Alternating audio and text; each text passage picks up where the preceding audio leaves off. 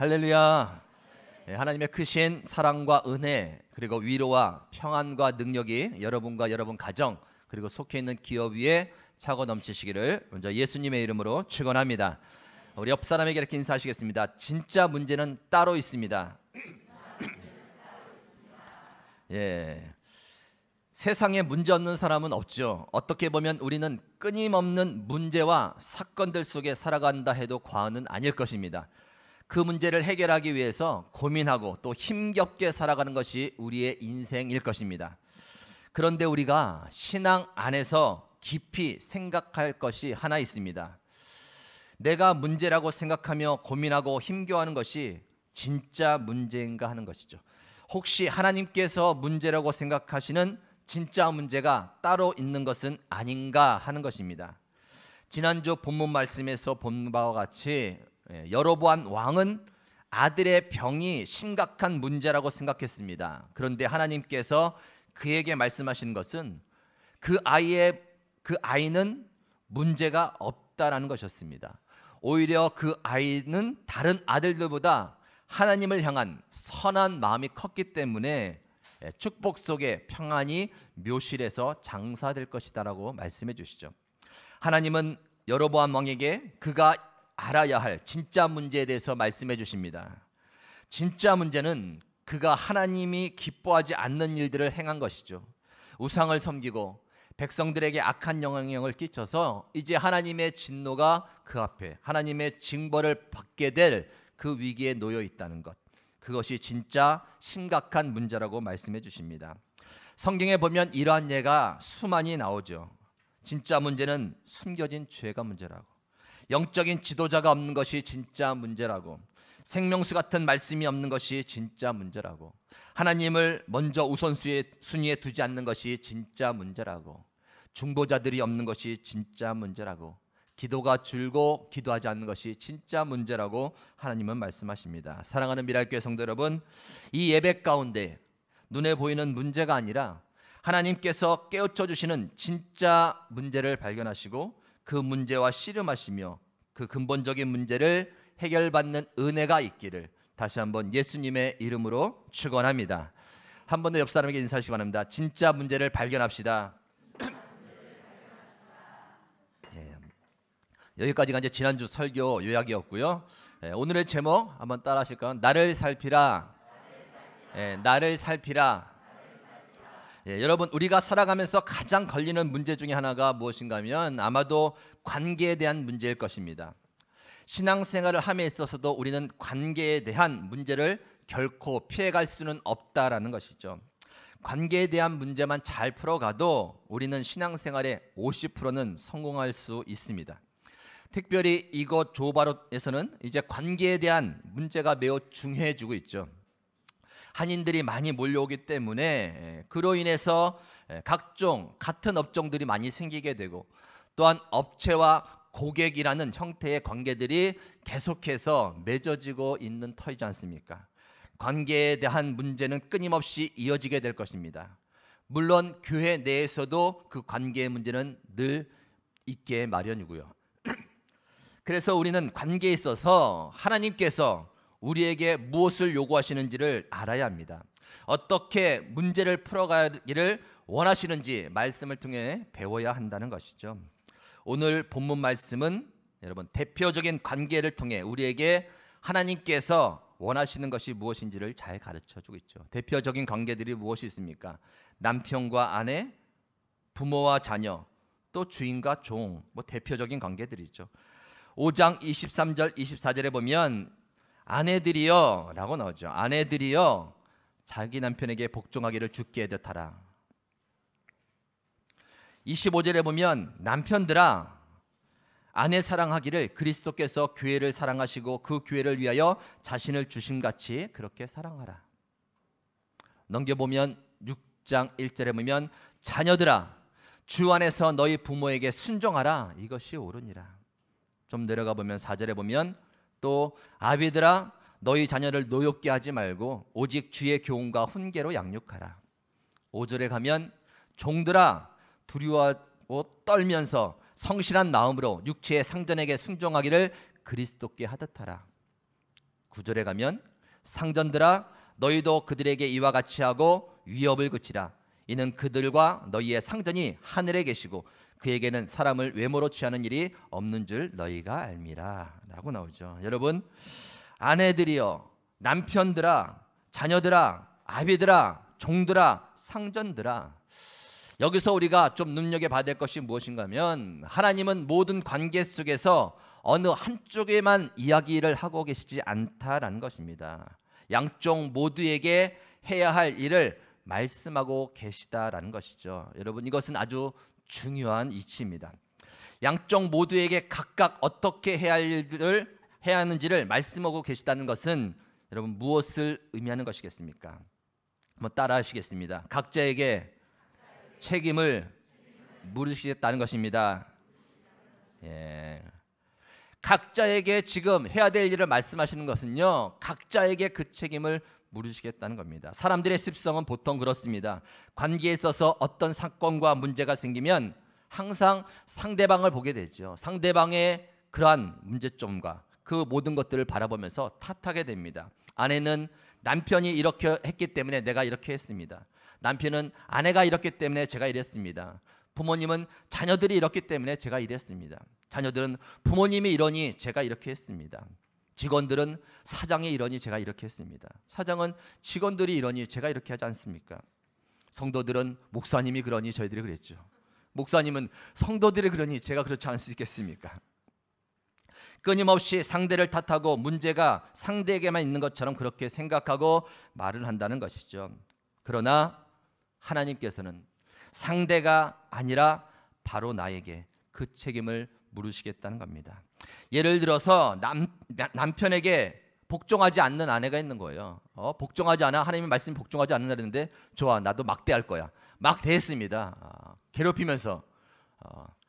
그런데 하나님 앞에 서면은 하나님께서 어떻게 평가하시겠습니까? 잘했다. 너 아내가 말씀대로 안 했으니 너도 잘했어. 막 한 거 잘했어. 그렇게 말씀하시겠습니까? 묻는 것은 단 한 가지죠. 내가 너에게 요구했던, 남편에게 요구했던 것 너 잘 지켰니? 왜 사랑하지 않았니? 제 아내가 어쩌고저쩌고 그거 말고, 그거 얘기하지 말고 내가 너에게 요구했던, 남편으로서 아내에게 했던 거 잘했느냐? 이것만 물어보신다라는 것입니다. 아내도 마찬가지죠. 왜 남편에게 복종하지 않았느냐? 이것만 물으신 겁니다. 남편이 이러이러했기 때문에. 남편의 자격이 없습니다. 이런 거 묻지 않습니다. 내가 너에게 요구했던 아내 된 도리 그거 했느냐? 이것만 물어보신다는 겁니다. 관계에 있어서 우리가 늘 조심해야 될 것은 상대방이 아니라 나에게 요구하신 것을 내가 지금 잘 지키고 있는가 하는 것을 살피는 것입니다. 상대가 나를 어떻게 대하든, 상대가 하나님의 요구하심을 무시하고 제 멋대로 행동을 해도 그것과 상관없이 하나님께서 나에게 요구하신 것을 내가 지금 제대로 잘 하고 있느냐는 것을 살피고 힘써 그것을 해 나가는 것이죠. 여러분, 참 조심해야 될 것이 있습니다. 요즘 세상에서 젊은 사람들이, 어린 사람들이 말하는 것이 무엇입니까? 어른다워야 어른으로 대접하죠 라는 말을 잘합니다. 사건이 어른다워야 어른으로 대접하죠. 저도 뭐 나이가 많은 것은 아니지만 조심해야 돼요. 조심해야 돼. 어른답지 못하면요 이제 대우 못 받고 살아갑니다. 여러분, 그것이 맞는 말입니까? 학생도 어떻게 생각해요? 부모님다워야 부모님 대접해 줄 거예요? 학교에서 선생님다워야 선생님 대접할 거예요? 목사님다워야 목사님 대접해 줄 거예요? 지금 시대가 그렇게 가고 있어요. 다와야 해주겠다. 근데 여러분, 성경적으로는 완전히 틀린 말이라는 것이죠. 어른답지 않아도 하나님께서 물어보는 것은 젊은이가, 어린이가 마땅히 해야 될, 어른을 공경해야 될 그것을 묻는 것이죠. 선생답지 않아도 학생이라면 마땅히 해야 될 그 도리, 그것을 물어본다라는 것입니다. 성도라면 성도답게, 목사라면 목사답게, 권사라면 권사답게, 장로라면 장로답게, 직분자라면 직분자답게, 그리스도인이면 그리스도인답게 잘하고 있느냐? 내가 너에게 요구했던 것, 그것만 물어보신다라는 것입니다. 만약 하나님께서 나에게 요구하시는 것이 친절하게 대하라, 친절하게 대하라는 것이면 상대방이 나를 대하는 태도가 어떠하든 그것과 상관없이 나는 그 사람에게 친절하게만 대하면 되는 것이에요. 물론 쉽진 않지요. 그래서 애써야 됩니다. 그래서 기도가 필요하고 성령의 능력이 필요하고 말씀이 필요하고 기도가 필요한 것 아니겠습니까? 그렇게 해서 하나님께만 통과받으면 되는 겁니다. 하나님께서 요구하시는 대로 내가 할 도리만 잘 해내면 된다라는 것이죠. 사람에게 어떻든 하나님 앞에서 그것을 통과받으면 돼요. 그러면 하나님께서 모든 것을 정리해 주십니다. 내 억울함도 풀어주시고 원수도 갚아주시고 손해본 것도 보상해 주시고 그리고 회복을 원했던 그 관계도 회복시켜 주십니다. 여러분 믿으실 수 있기를 바랍니다. 원수에 대해서 성경은 무엇이라고 말하냐면 네가 하지 말라는 거예요. 내게 맡기라는 겁니다. 원수에 대해서는 내가 갚아줄 때니 내게 맡기라는 것이요. 네가 할 것은 무엇이냐면 그냥 원수를 사랑하라는 것이죠. 원수를 위해서 기도해 주라는 거예요. 그것을 힘써 하라는 겁니다. 그것만 집중해서 하라는 거예요. 나머지는 다 내가 한다라는 것입니다. 쉬운 일은 아니겠지만 거기에 집중을 해야 된다는 것입니다. 그리고 그렇게 집중하고 하나님께서 통과받으실 때에 하나님께서 모든 것을 다 해주신다라는 것이죠. 여러분 통과받으실 수 있길 바랍니다. 우리 옆에 분에게 기도하세요. 통과받읍시다. 세드블랙 교회의 릭 워렌 목사님이라고 있습니다. 목적이 이끄는 삶. 예전에 한국의 전역에 큰 영향을 끼쳤던 그 목사님이시죠. 그 목회가 순탄한 것 같았는데 그렇지 않더라고요. 나중에 알고 보니 목사님의 사랑하는 아들이 있었는데 이 아들이 우울증에 걸린 거예요. 우울증에 걸리고 결국 마지막에 자살을 했어요. 그런데 그것을 바라보는 사람들의 반응, 시선들이 이제 난리가 난 겁니다. 목사님을 존경했던 어떻게 목사님의 자녀 하나 돌보지 못했어요. 성도들에게 그렇게 가정에 대해서 얘기를 하고 자녀에 대한 양육에 대해서 이야기하는데 본인의 자녀는 왜 저렇게 관리를 못해서 결국 우울증에 걸려서 죽게 만드는가. 이런 비난의 소리가 막 계속 들려오는 겁니다. 그리고 시선들이 바뀌고 사람들이 떠나가는 일들이 있었다는 거죠. 그래도 묵묵히 목사님은 이제 길을 가죠. 잘 극복해 갑니다. 그리고 나서 마침내 다시금 사람들한테 존경을 받고 인정을 받고 마무리 사역을 잘 마치게 되었는데 이제 기독교 이제 신문에서 기자가 가서 이제 물어봤죠. 인터뷰를 하면서 간증도 듣고. 근데 그런 순간을 어떻게 이겼습니까? 라고 이렇게 질문했는데 목사님께서 이렇게 말씀하시는 거예요. 저는 그저 하나님 앞에 섰습니다. 하나님 앞에 해야 될 도리만 신경 썼습니다. 누가 나에게 비난을 하면 뭐 곱씹는 거죠.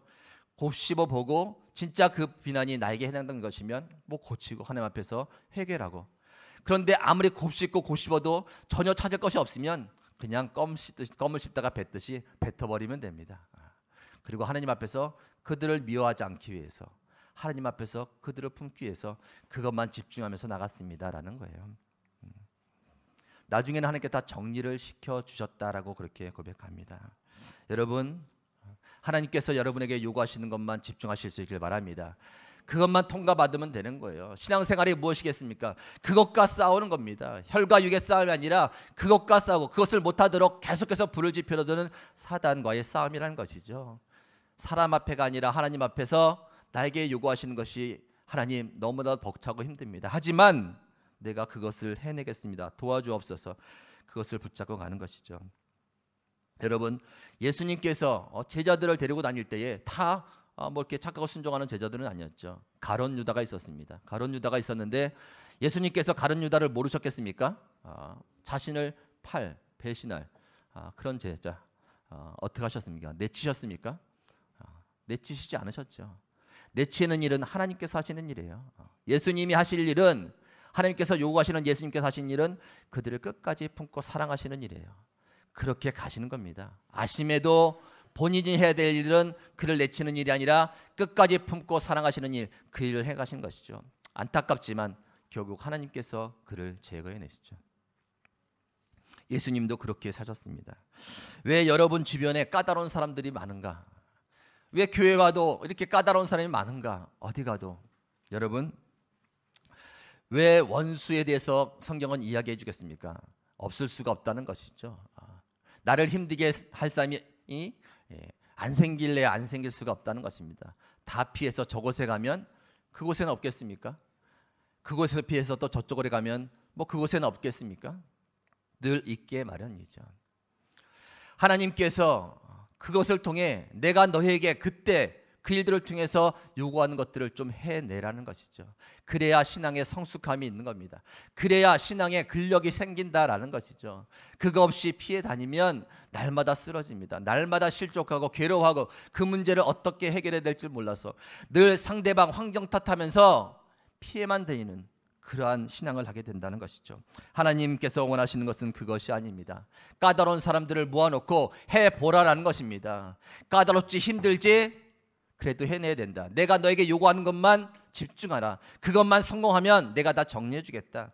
그것을 원하시는 거예요. 여러분, 깨닫는 은혜가 있기를 주님의 이름으로 축원합니다. 죄를 용납하라는 의미가 아닙니다. 죄를 용납하라는 의미가 아니라 죄인을 용납해 주는 거예요. 죄인을.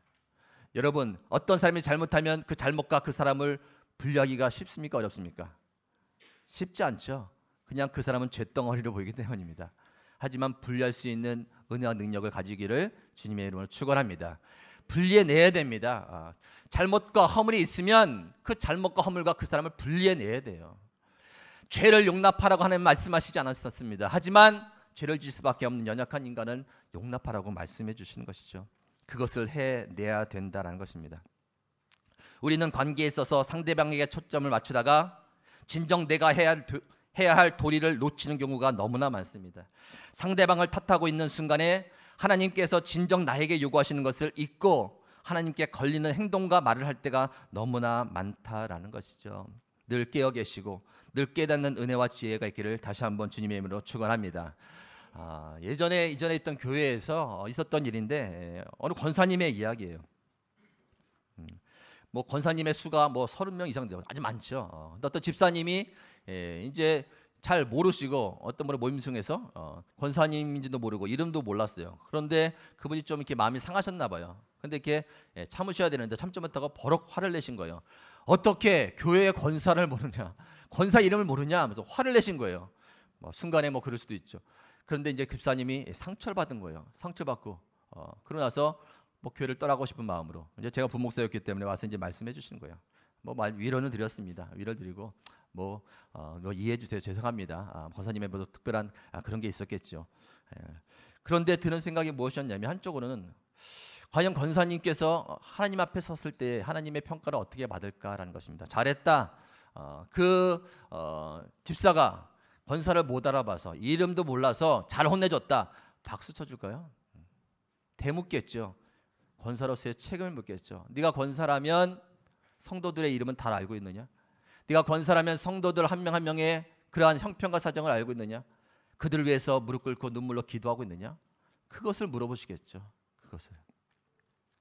질서를 잘 잡는다고 여러 가지 일들을 하지만 진정해야 될 하나님께서 나에게 요구하시는 것은 놓쳐버리는 경우가 있다라는 것입니다. 여러분, 하나님께서 여러분에게 요구하시는 것에 집중하실 수 있길 바랍니다. 그리고 그것을 힘써 하시고 통과받으시기를 다시 한번 주님의 이름으로 축원합니다. 그렇게 풀어가는 방법밖에 없어요. 그렇게 풀어가야 됩니다. 개인과 교회의 수준은 어떻게 할 수 있냐면 큰 사건과 문제를 던져보면 알 수 있죠. 그 사건을 통해서 어떻게 반응하느냐가 그 사람의 수준이고 그 교회의 수준이 된다는 것입니다. 하나님께서 각자 위치에서 나에게 요구하시는 것들을 깨닫고 그대로 반응한다면 많이 성숙한 것이고 감사한 일이지만 그것과 상관없이 각자 자기 하나님과 상관없이 각자의 반응을 하고 있다면 그것은 이제 문제가 있다라는 것입니다. 이 상황 속에서 정말 하나님께서 나에게 요구하시는 것이 분노인지, 누군가를 비판하고 비난하는 일인지, 지적하는 일인지, 아니면 이 상황에서 나에게 요구하시는 것이 그를 불쌍히 여기는 것인지, 그를 위해서 정말 눈물로 목숨 걸고 기도해 주는 일인지, 사랑의 마음으로 권면해 주는 일인지 분별을 해내야 된다는 것이죠. 다른 사람에게 저럴 때 저렇게 해야지 하는 것에 집중하는 것이 아니라 저럴 때 내가 어떻게 해야 되는가, 하나님께서 나에게 무엇을 요구하시는가, 여기에 집중해야 된다는 겁니다. 말씀에서 각자에게 말씀을 주셨다는 것은 바로 그러한 의미라는 것이죠. 여러분, 실수를 하고 죄를 지은 사람이 있다면 그 사람이 해야 될 일이 있는 거예요.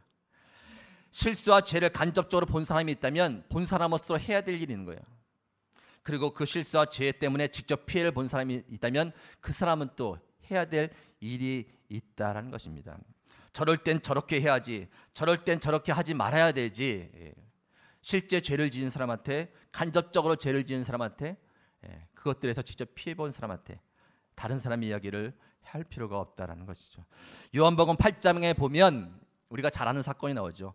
가늠한 여인을 데려옵니다. 예수님 앞에. 이 여인이 가늠했습니다. 뭐 율법에는 가늠한 여인은 돌로 쳐 죽여야 되죠. 어떻게 하시겠습니까? 예수님을 시험코자 그렇게 이야기합니다. 예수님이 어떻게 하시죠?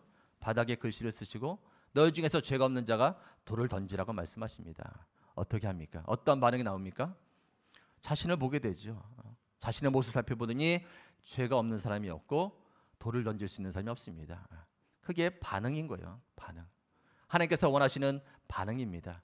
누군가 죄를 지고 실수한 사람을 바라볼 때에 나올 수 있는 반응이죠. 자, 그래서 사람들이 다 떠나갔습니다. 그 자리에 누구만 남았냐면 가늠한 여인만 남았죠. 예수님이 뭐라고 말씀하십니까? 잘했다. 마음 아팠지? 꼭 안아주셨다. 그것으로 끝났습니까? 아니죠. 너는 다시는 그와 같은 죄를 짓지 말라고 말씀하십니다. 죄를 지은 사람에게 하나님께 요구하시는 것은 다시는 그 죄를 짓지 않기 위해서 회개하고 돌이키는 것, 이것을 요구하신다는 거예요. 말씀의 잣대로 갖다 대면 안 걸릴 사람이 아무도 없습니다. 저를 포함해서 누구도 피할 수 없다라는 것입니다. 그것이 복음이에요. 그것이 복음의 전제입니다. 율법으로는 안 된다는 것 아닙니까? 율법의 행위로는 안 되기 때문에 예수님이 필요하고 십자가의 은혜가 필요한 것, 그것이 복음 아니겠습니까? 이것은 무엇을 말합니까? 율법으로는 문제가 해결되지 않는다라는 것이죠. 사랑으로만 해결하라는 겁니다. 그것이 복음이고 그것이 모든 관계의 문제를 풀어갈 수 있는 키워드라는 것입니다. 오늘 큐티 본문 말씀에 보면 마태복음 7장 1절 2절입니다. 비판을 받지 아니하려거든 비판하지 말라. 너희가 비판하는 그 비판으로 너희가 비판을 받을 것이요 너희가 헤아리는 그 헤아림으로 너희가 헤아림을 받을 것이니라. 왜 비판하지 말라고 합니까? 비판하면 결국 자기도 모르는 사이에 그와 같은 일을 하면 비판을 받게 되어 있다는 것이죠. 헤아려 주라는 겁니다. 헤아려 주면 혹이라도 자신도 실수로 그런 죄를 짓게 되면 헤아림을 받게 된다는 것이죠. 사람에게 또 하늘에 계신 우리 주님께 헤아림을 받게 된다는 겁니다. 여러분, 어디까지 헤아려 주실 수 있습니까? 최대한 많이, 끝까지 최선을 다하여 헤아려 주실 수 있길 바랍니다. 그 사람의 사정, 그 사람의 연약함, 그 사람의 환경, 그 사람의 그 상태, 그리고 그 사람의 죄성까지도 다 헤아려 주실 수 있기를 바랍니다. 여러분이 그렇게 헤아려 준 만큼 똑같은 위치에 섰을 때에 여러분도 헤아림을 받을 수 있는 은혜가 있을 줄 믿으시기 바랍니다. 잠언 16장 17절 사람의 행위가 여호와를 기쁘시게 하면 그 사람의 원수라도 그와 더불어 화목하게 하시느니라. 사람의 행위가 여호와를 기쁘시게 하면 이때 나에게 요구하시는 것이 무엇입니까? 원수 같은 저 사람들, 원수 같은 사건과 문제들 많은데 나에게 요구하시는 것이 무엇입니까? 하나님을 기쁘게 하는 일에 집중하면 정말 원수라도 그와 더불어 화목하게 해 주시겠다는 것이죠. 문제를 해결하게 해 주시겠다는 겁니다. 억지로 푼다고 풀어지지 않죠. 하나님 앞에서 나에게 요구하시는 것 집중하고 애써서 통과받을 때에 그렇게 힘써서도 안 되는 문제들이 해결되는 줄 믿으실 수 있기를 바랍니다. 하나님은 각자에게 말씀하시죠. 남편은 남편에게, 아내는 아내에게, 부모는 부모에게, 자녀는 자녀에게, 사장은 사장에게, 또 직원은 직원에게, 성도는 성도에게, 목사는 목사에게, 선생은 선생에게, 또 학생은 학생에게, 모두에게 각자 말씀해 주십니다. 각자 말씀해 주신다는 것은 각자에게 책임을 물으시겠다라는 겁니다. 자기에게 집중하라는 것이죠. 하나님께서 원하시는 것 거기에만 집중하고 애써 통과받는 일에만 집중하라는 것입니다. 그것에서 승리하고 통과받는다면 하나님께서 그렇도록 풀려고 해도 풀리지 않았던 모든 것들을 아름답게 풀어주시고 은혜 가운데 승리케 해줄 줄 믿습니다. 그러한 은혜 가운데 걸림없이 모든 관계 속에서 승리하시기를 예수님의 이름으로